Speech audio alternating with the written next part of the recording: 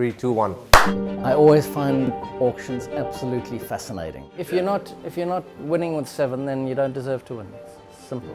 It mentally drains you out. That's how auctions are. We can only answer that when we finish depth. We're jumping ahead quite a lot. But again, the strength of our group is the amount of work we put into the prep.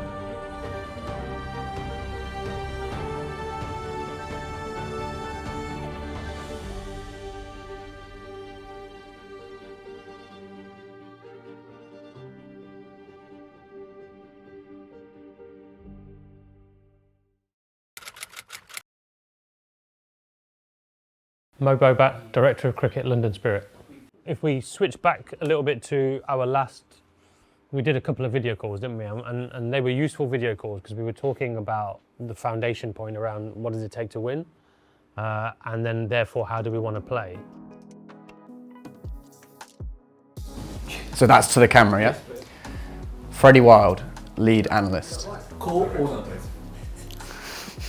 We've got in our mind, having discussed it at length, a type of cricket that we want to play and a way that we want to play when we're out there. Andy Flower, head coach of London Spirit. What are the other views around the table?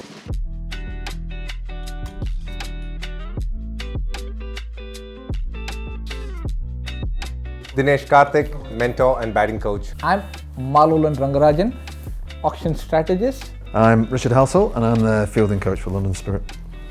They say in ODI cricket, the thumb rule is whatever your score is at the end of 30, you double it. In T20, it became 12. At the end of 12 overs, whatever your score is, provided the wickets are, generally they say 2 to 3, that's the number they use. I can look at what it is double in it. 100. It feels like 60 is should be the marker in by logic. That's a beauty. It's really important to have structured plans and to have thought out contingencies, and not because you have to rigidly stick with the structural plan that you've made, but that structure, I think, allows you the freedom then to adapt with better information. If we think structure 1, 2 and 3 are equal, we can do what DK is saying. But if we think there is a preference to structure 1 over structure 3 or something like that, then we need to have a plan. And then, sorry, just to challenge that, could it not be, is the quality of each structure not dependent on which player you get? And that actually goes back to, we can't have a preference because we won't know who's going to populate these spots. I think you can have a preference. I think you should have a preference, otherwise you're gone for.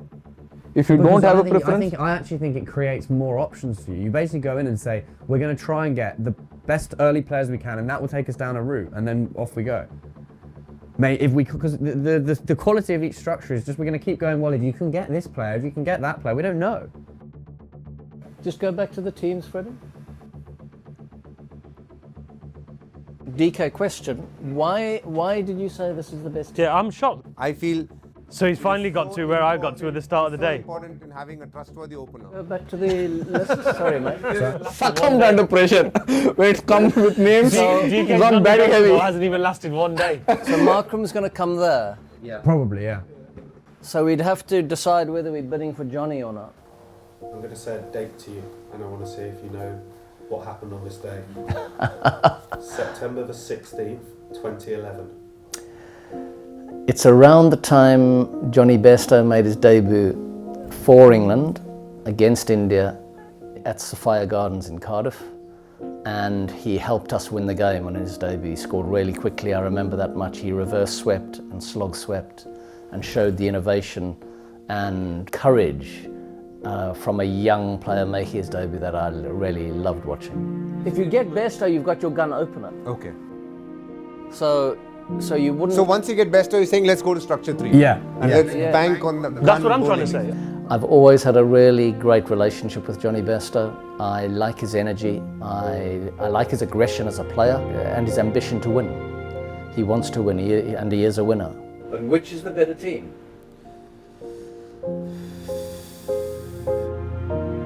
I'm more confident with team 3.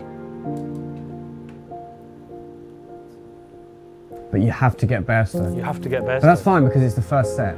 So, to be fair, like it's sort of like a all in on Bairstow, not all in, but it happens early and then you move on if you don't get it, potentially. I have to get Bairstow. Because who else Because are you there's happy daylight. with? Who else are you Think about happy it. with as a After domestic Bairstow, there's opener? a big gap. So, Malo, I think I would be happy with Team 3 if I was guaranteed Bairstow. Player is sold at £160,000, and Jonny will play for London Spirit. We wanted an elite top order batter. Getting Jonny was huge for us. To have somebody of his calibre, experience, and the way he plays is exactly what we were looking for. Anyone for a coffee? Yes, please, Andy. As soon as you've got all-rounders in your dressing room, you feel as if you've got a balanced unit. So that gives you much comfort around balancing the team. And left arm angle in our fast bowlers, how important? Because I really like it. I think it's very important.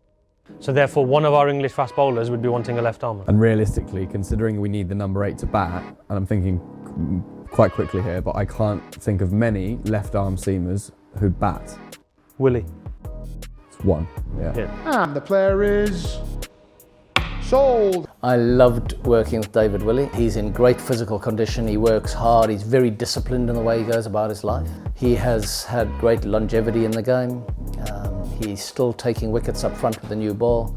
He can bang the ball as a left-handed batter in the middle order. And he's an outstanding fielder. He's also one of our leaders. He will be very good for the people around him.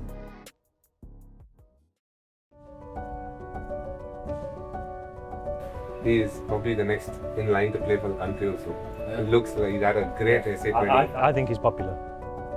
Earmarked as being all-rounder 2. All-rounder 2, so that's quite late. All-rounder tier 2, yeah. What do you think, Malo? Good bowler. Good bowler. Okay, how old was James Coles when you first met him? I think he was 16, maybe 15. James Coles, a sixth former at Magdalen College School in Oxford, last week made cricketing history. It was very apparent he was ahead of his years in terms of how he thought about the game, how he trained, just his whole demeanour was one of a really experienced pro. Freddie, can you get James Coles' bowling numbers up, please? Across like different Footage comps. or stats? Stats, I'd like to see. We can watch footage too if you want, but I want to see his stats. I saw a slight difference in him the last couple of years with Southern Brave, and it was just that in those real high pressure moments. And they're the moments he seemed to want to get involved with. I thought when he bowled in the SA20, he looked very good. What was his SA20 number, sorry? 5 wickets and a corner rate of 7.3. 7 games. Okay, so good SA20. So we just, I mean, if we're happy to move on to some footage. DK, in the Coles combination, you get an overseas. In the Coles combination, you get an overseas batter, so you would do that. That's what I'm saying. Yeah. We need to make sure that we get a superb batting unit. By top 3. Other than that, everything is there. Well, I mean, this is the whole crux of it. Do you want to look at his batting? I've not studied his You batting. put that SA20 and show him what he's done at number 6. This is a top innings. Yeah. He played 2 dot balls. I mean, and they bowled some really good slower balls. Yeah. He played 2 dot balls. He's quality. Yeah, he's quality. He's quality. Overnight, I've been thinking about it, and this morning I've been thinking about it. If I had to choose a team now to try and win the 100, I would choose structure 2 with James Coles as the second spinner, if we could get James Coles. And the reason for that is all the reasons we've just talked about. Having that fourth seamer available. I think the left arm spin angle is really important if you can get it. And Coles is quite an experienced cricketer now, and a good one.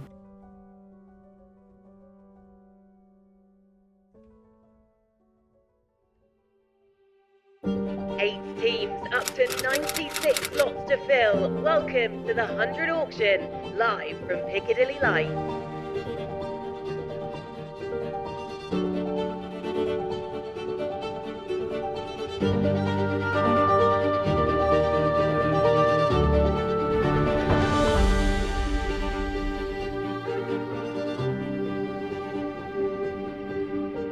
Our first all-rounder is player number 35.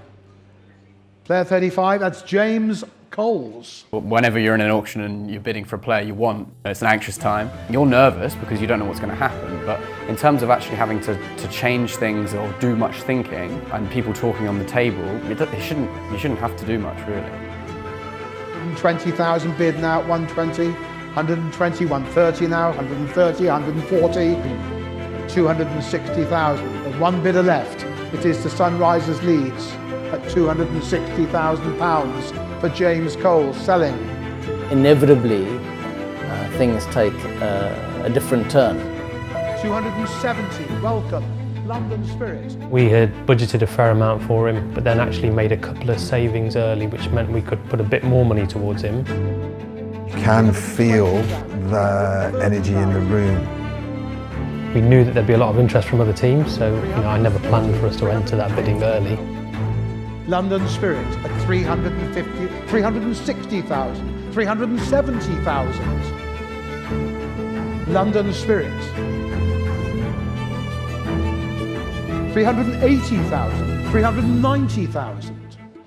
This is James Coles selling in the 100 auction to London Spirit at £390,000. The player is sold for £390,000.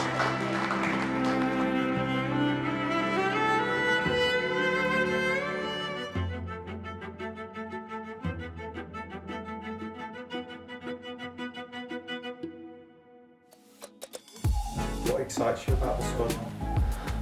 Yeah, look, hugely excited about this squad.